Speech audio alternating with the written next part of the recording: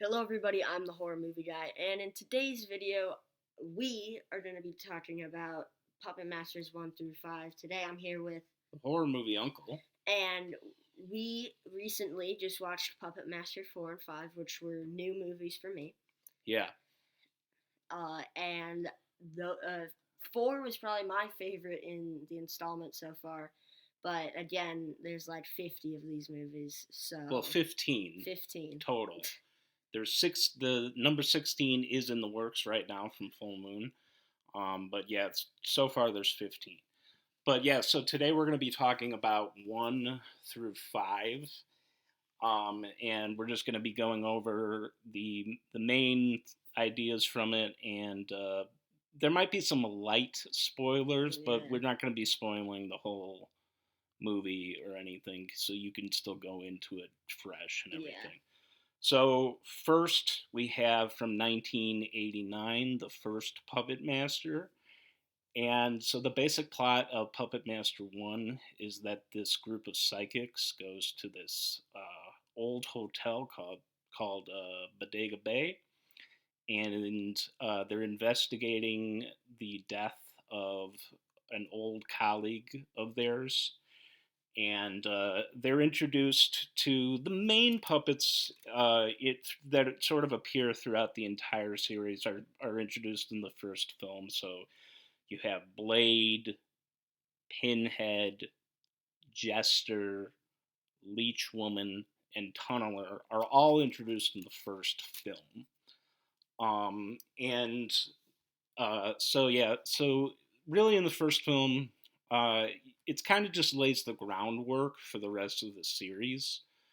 And did you want to say something about the? The first one is the first time I watched it was definitely an interesting movie. Uh, but not in a bad way. Yeah, It's fun. yeah. It's It should be noted that this was the very first film made from Full Moon. Charles Band had created Full Moon after Empire Pictures folded in the late 80s. So 1989 comes around and Full Moon is created. With these were all direct to video movies. These Puppet Masters and all of the Full Moon movies were direct to video movies. So Puppet Master being the first one in the Full Moon features label. So yeah, Puppet Master 1, some good stuff in there. I think it lays the groundwork pretty well, yeah. but overall, I think that the best is yet to come when it comes to the Puppet Master films. I think that 1 is okay, but I don't think that it's the best by any stretch Yeah. of the imagination. So did you want to give a rating on Yeah, part 1? so part 1, personally, I'd give it a 7 out of 10. I think it definitely lays the groundwork for future films. It introduces you to the puppets, the main kind of story of what's going on, and it's a fun film overall, but definitely not the best in the series. Yeah. I would also say I'm gonna go 7.5 out of 10 for Puppet Master 1.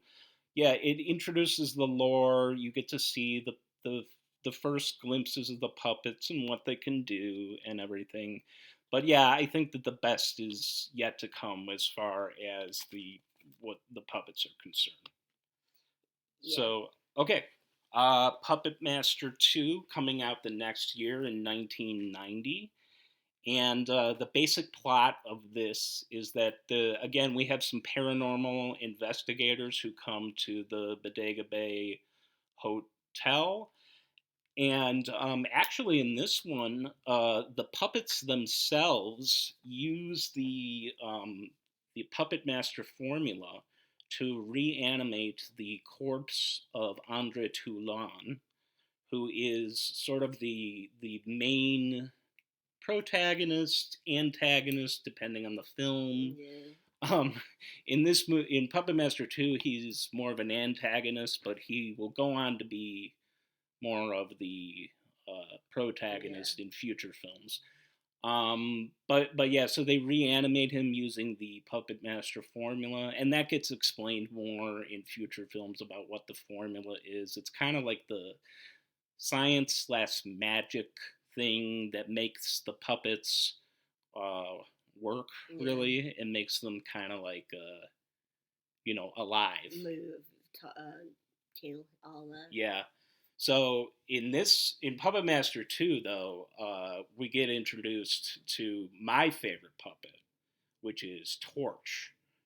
And Torch is just great. He's like a little German soldier type guy, but he's got like this flamethrower on his arm, and he's just so cool. It's really unfortunate, but Torch only really appears in part two, and then I think in part five, and Part he 5, he might be in one. I know he is in one other film, but I don't remember which one it is off the top of my head. Um, it is unfortunate that he's not in other films, yeah. just because it's such a cool puppet. It's such a cool effect.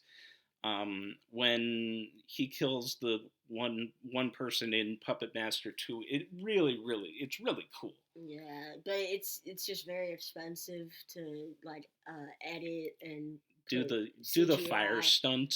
and There's no yeah, CGI. or no CGI. My bad.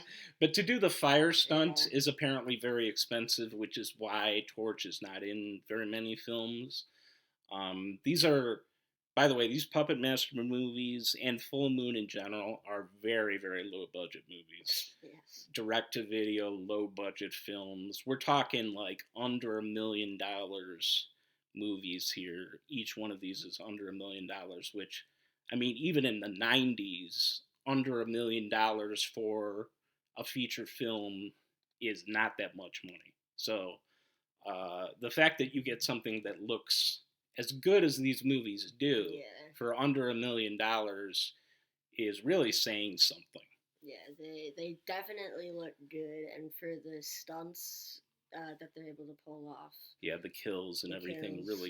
really look good. There's actually a really good shot in Puppet Master 2, especially, where you see Blade uh, get surprised by something and then runs away, and it's a stop motion effect by really a legendary figure in like puppets and stop motion everything, by the name of Dave Allen, who actually directed this film. But he's most well known for being like a special effects artist in like stop motion puppets and that kind of thing. He worked a lot with Charles Band in the 1970s and 1980s on his early stuff, but then also worked um, on the early Puppet Master Yeah, films, doing the stop motion effects and everything. But there's a really good shot in this movie, especially with Blade. It's one of the best stop motion shots I've seen in any movie. yeah. The stop motion in all of these are the ones I've seen. Uh, are really good, and it gives a sense of like, wow, these puppets actually look like they could come Yeah, they're alive. really alive, and they Yeah. really, The expressions that yeah, they can make without saying anything is, yeah. yeah. So probably my ranking for this one, Puppet Master 2. yeah, Puppet Master 2 would probably be for me a 7.5 out of 10. Hmm. Uh, I like it a little bit more than the first one, and the reason it gets the extra 0.5 is because Torch gets Yeah, introduced, and I also really like Torch. yeah. Actually, I'm going to go way high on Puppet Master 2. I'm going to go 9 out of 10 All right, for yeah, Puppet wow, Master 2. I think this is a big step up from the first movie, and I think that this is getting into the real the cream of the crop of like the Full Moon era. We're getting yeah, into like the golden years of Full Moon, which is probably the early to mid 90s, where Full Moon was just cranking out really good direct to video horror films and everything. But yeah, so 9 out of 10 for me for yeah. Puppet Master 2. Yeah, I can understand that. And now we move on to Puppet Master 3. Toulon's Revenge. This one is set in World War II. Yeah, so we go back in time to World War II to see what Andre Toulon was doing during the war, and when he first kind of developed a lot of the puppets that you see sort of the creation of Blade, the creation of Leech Woman, and you're also introduced to the first time in this movie to Six Shooter, which is a puppet that would go on to become, iconic as well, but Yeah. introduced for the first time in Puppet Master 3. Um, but yeah, this movie is, I mean, it's so good. Like, this movie, like, if you were to show somebody Puppet Master 3 and say that this movie was made for under $1 million, it was a direct to video film, and it came out, in the early '90s, '91.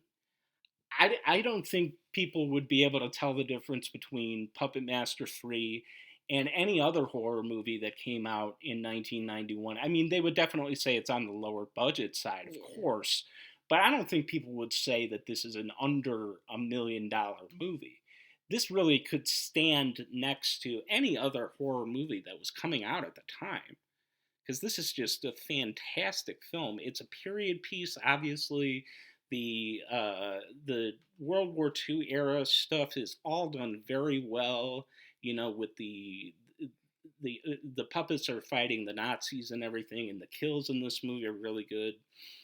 Um, it's just something that I think that there really was something to this movie that I think it's one of the it's my favorite of the Puppet Master movies, uh, and I think it's one of the best horror movies of the '90s, if you ask me.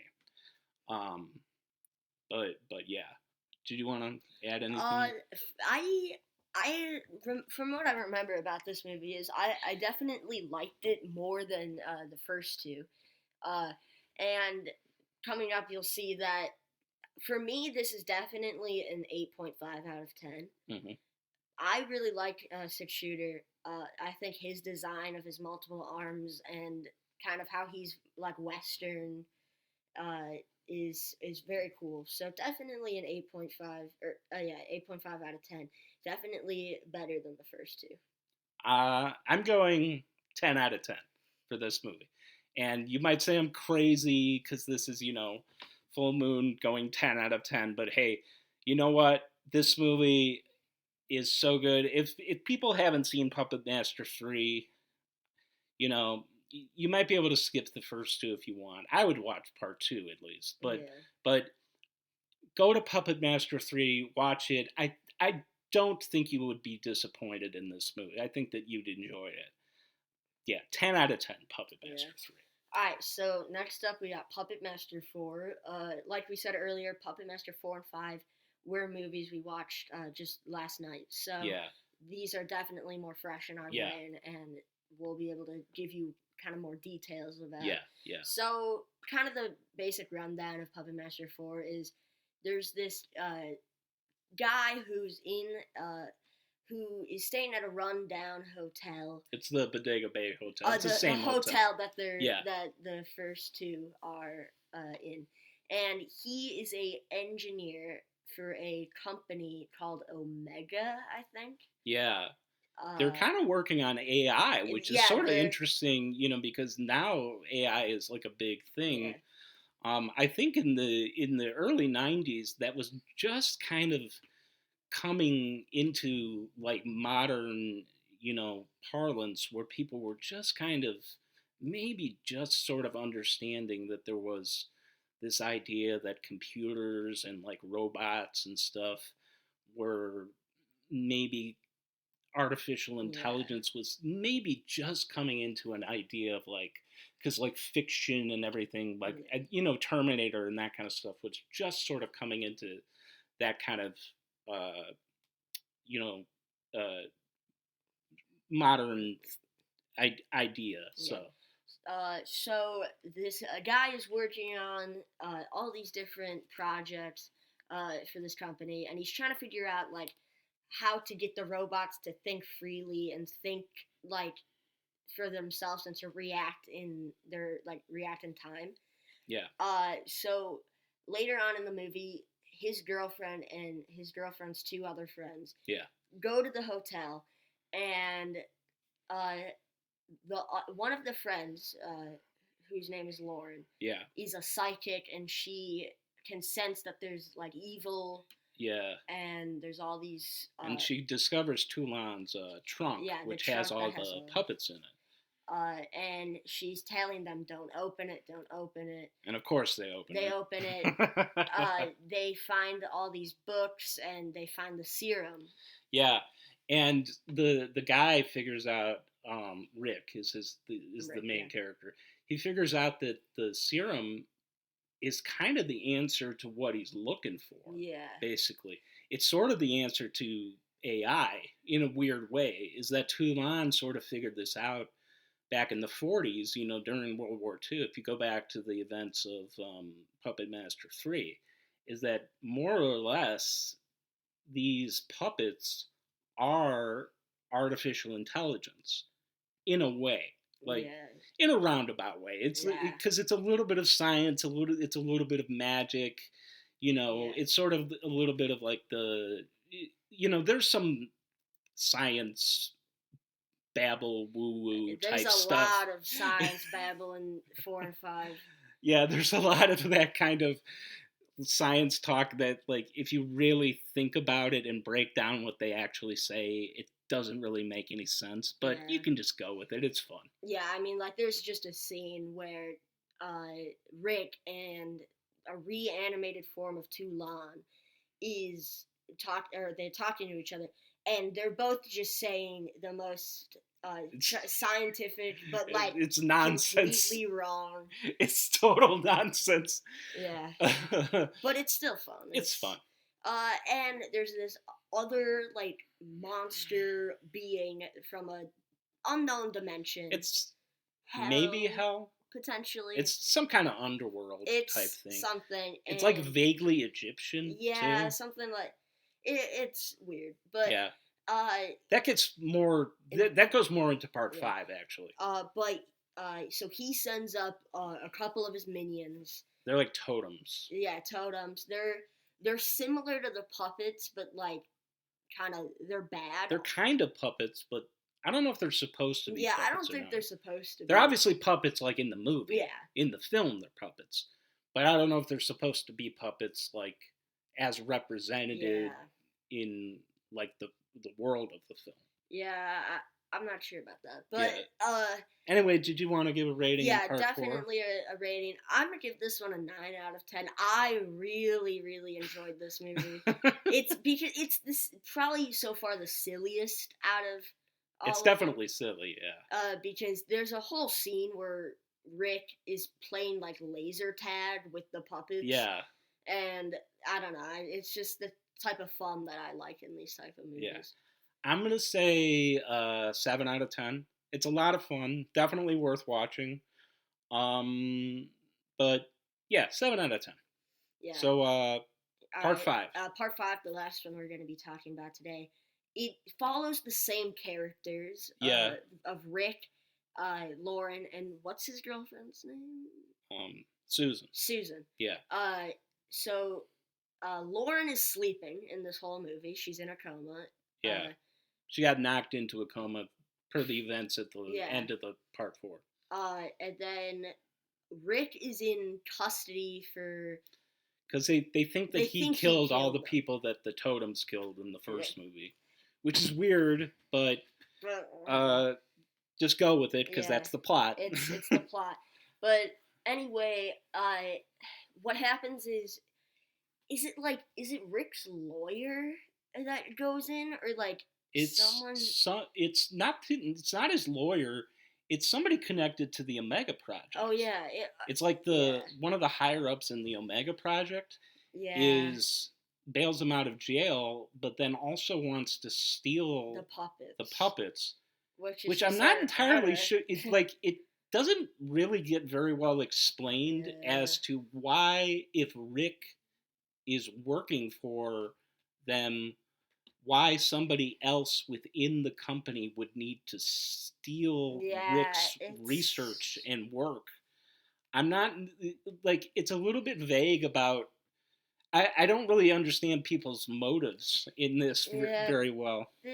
So basically, he goes back into the hotel Yeah, with a couple other people, like some gangster so, looking, yeah, like tough guy looking and they're like, people, "Let's go steal these puppets." And then which is a bad idea. it's just bad. If you've seen the first couple, it's bad. Yeah, And then because Pinhead and Jester, mess one of them up real bad. real Yeah, bad.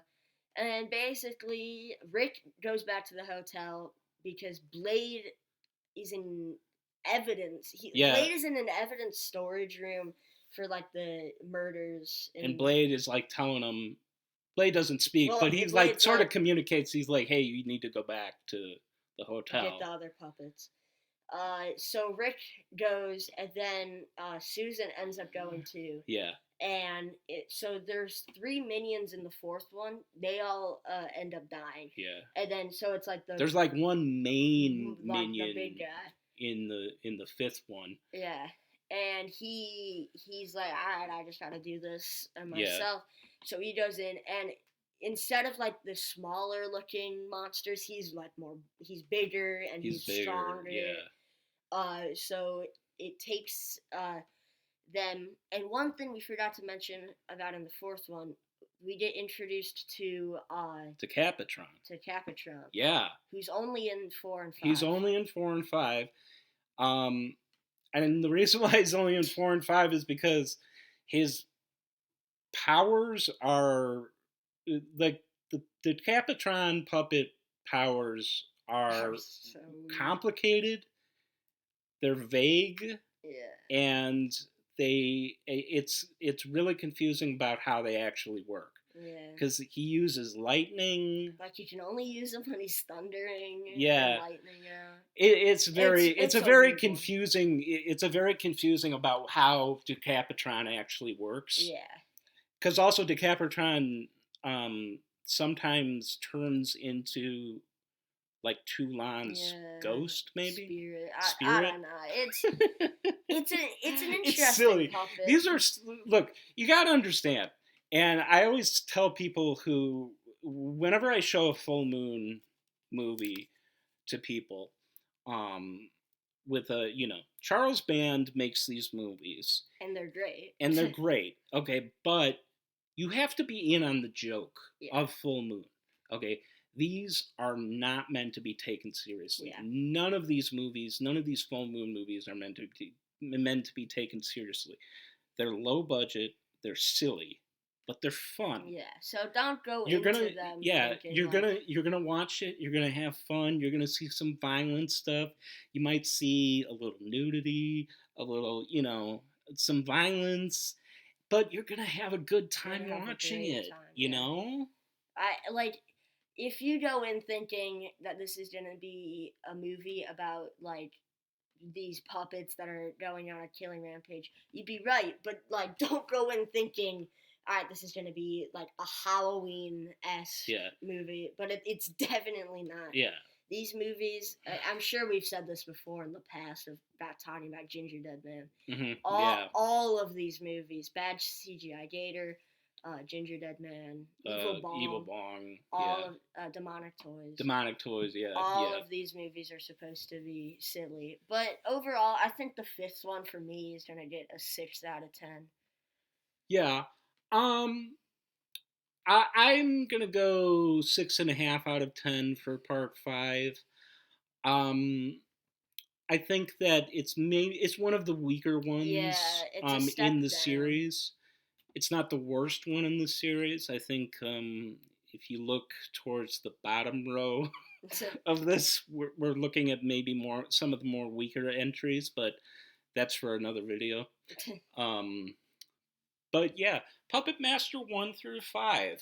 I think all of them are worth a watch, and these are pretty short movies, so you Yeah. could probably get through 1 through 5 in a weekend. You know. Yeah, I mean, we watched 4 and 5 within 3 hours, and that's with us stopping multiple times. Yeah. So like, it's not. Both of them are under an hour and a half, so Yeah. like, it's a fast watch. One more thing before we end this video is the horror movie uncle got some shoes from Yes. the Full Moon Features website. FullMoonHorror.com. And they are Puppet Master inspired. I will be putting up a picture on Yeah, the screen. Puppet Master Blade sneakers. Yeah. And they are limited edition Blade sneakers, Puppet Master officially licensed sneakers, made in conjunction with Bull Air's sneakers. But yeah, officially licensed Puppet Master Blade sneakers. These are extremely limited edition. Very. Only 100 units, period. Not per size, 100 units, period. And you guys can look up on Full Moon Horror about pricing and sizes and everything. I do know that it is a very limited stock right now. There are sizes that are out of stock. So if you guys are at all interested in that, go now. Go now to fullmoonhorror.com, because I can't say within the next week or so if your size is going to be sold out or not. I don't know. Yeah, and I'm not shilling. I'm just saying that if you guys are at all interested in Puppet Master, then this might be something that you're interested in. If you're like a fan of Puppet Master like we are, then you will enjoy all the references. There's so many different references to Puppet Master series on these sneakers. Mm-hmm. And yeah, we'll show some pictures at the end of this video. So yeah, if you have a little interest, then definitely go look. And you can spend a decent amount of money. Yeah, there's a decent chunk for this. Yeah. But they're definitely worth it. They're very cool. So yeah, overall, all these the 1 through 5 are very good movies. They're silly. They're meant to be taken silly.